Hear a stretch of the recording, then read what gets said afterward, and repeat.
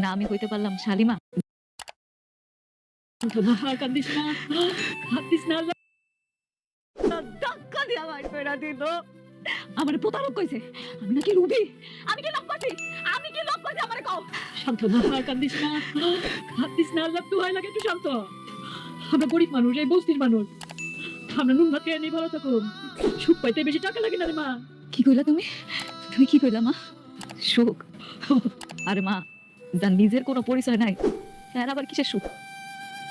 না আমি হইতে পারলাম শালিমা, না হইতে পারলাম অনেকের মেঘলা, না দিতে পারলাম সন্তানের পিতৃ পরিচয়। আমি তখন একটা জীবন্ত লাশ। মা মা, এমন কথা কইস না, তুই আমাকে ভাইয়া সারা জীবন আমাকে ভাইয়া হয়ে থাকবি। মা শান্ত হ, একটু শান্ত হ। আসসালামু আলাইকুম প্রিয় দর্শক, আজকের গল্পে দেখা যাবে কিভাবে এক মুহূর্তে রাজরানী থেকে রাস্তায় নেমে আসে মেঘলা। যে মেয়েটাকে সবাই একসময় সম্মান করত, আজ সেই মেয়েকেই প্রতারক বলে অপমান করা হচ্ছে। কিন্তু গল্পের সবচেয়ে ভয়ঙ্কর বিষয় হলো এই পুরো খেলাটা শুরু থেকেই সাজানো ছিল। গল্পের শুরুতেই দেখা যায় অফিসে গুরুত্বপূর্ণ একটা মিটিং চলছে, চারদিকে বড় বড় মানুষ বসে আছে। হঠাৎ করেই আলতাফ সাহেব দাঁড়িয়ে বলে ওঠে, আজকে সত্য প্রকাশ করার দিন। সবাই অবাক হয়ে তাকিয়ে থাকে। এরপর সে সরাসরি মেঘলার দিকে আঙুল তোলে বলে, এই মেয়ে আসল শালিমা না, এই মেয়ে একটা বস্তির মেয়ে। কথাটা শুনে পুরো রুমে ফিসফাস শুরু হয়ে যায়। রমজান সাহেব রাগে কাঁপতে কাঁপতে বলে, প্রমাণ ছাড়া এসব কথা বলবেন না। তখন রাতুল মুচকি হেসে একজন বৃদ্ধ লোককে সামনে আনে। লোকটা কাঁদতে কাঁদতে স্বীকার করে, টাকার জন্য সে ছোটবেলায় একটা বাচ্চা বিক্রি করেছিল, আর সেই বাচ্চাই নাকি আজকের মেঘলা। মেঘলা যেন নিজের কানকেই বিশ্বাস করতে পারে না, কারণ এতদিন যাদের নিজের বাবা মা মনে করত, তারাই আজ তাকে অন্য পরিচয় দাঁড় করিয়ে দিল।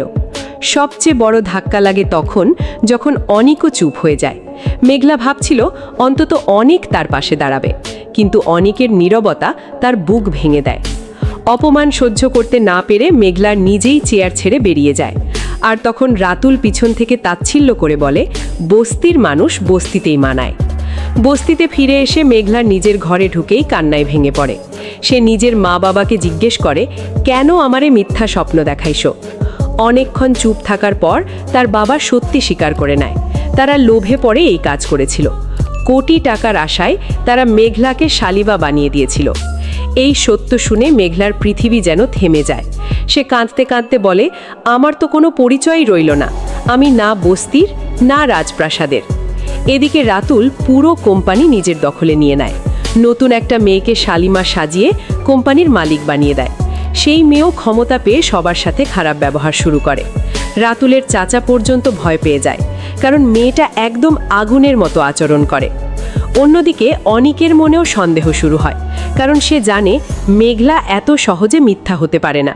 তাই সে চুপি চুপি তদন্ত শুরু করে, বস্তির পুরনো মানুষদের সাথে কথা বলে। তখন এক বৃদ্ধ জানায়, বহু বছর আগে সত্যি একটা ছোট্ট মেয়েকে ময়লার পাশে পাওয়া গিয়েছিল। এই কথা শুনে অনিক বুঝে যায় বড় একটা ষড়যন্ত্র চলছে। সে মনে মনে প্রতিজ্ঞা করে, আমি মেঘলার সাথে যারা বেইমানি করছে, আমি কাউরে ছাড়ব না। এদিকে বৃষ্টিও ভয় পেতে শুরু করে, কারণ সে বুঝতে পারে অনিকের হৃদয়ে এখনও মেঘলার জায়গা রয়ে গেছে। তাই কষ্ট নিয়ে বলে, আমি শুধু চাই তুমি আমারে কষ্ট দিও না। রাতে হঠাৎ অনিক মেঘলার বস্তির ঘরে চলে আসে।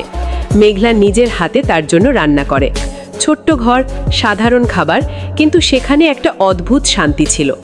অনেক দিন পর তারা দুজন কিছুটা স্বাভাবিকভাবে কথা বলে, কিন্তু তাদের চোখে মুখে স্পষ্ট ভয়, কারণ তারা জানে সামনে আরও বড় ঝড় আসতে যাচ্ছে। শেষ দৃশ্যে দেখা যায় রাতুল অফিসে বসে হাসতে হাসতে বলছে, খেলা তো এখন শুরু। কিন্তু সে জানে না অনিক ইতোমধ্যে সত্যের খুব কাছাকাছি পৌঁছে গেছে। তো প্রিয় দর্শক, আপনার কি মনে হয়, মেঘলা কি সত্যিই আসল শালিমা? অনিক কি পারবে সব সত্য সবার সামনে আনতে? আর রাতুলের এই ভয়ঙ্কর খেলার শেষ কোথায়? এমনই আবেগ আর রহস্যে ভরা নতুন নতুন গল্প পেতে লাইক, কমেন্ট আর সাবস্ক্রাইব করতে ভুলবেন না। আল্লাহ হাফেজ।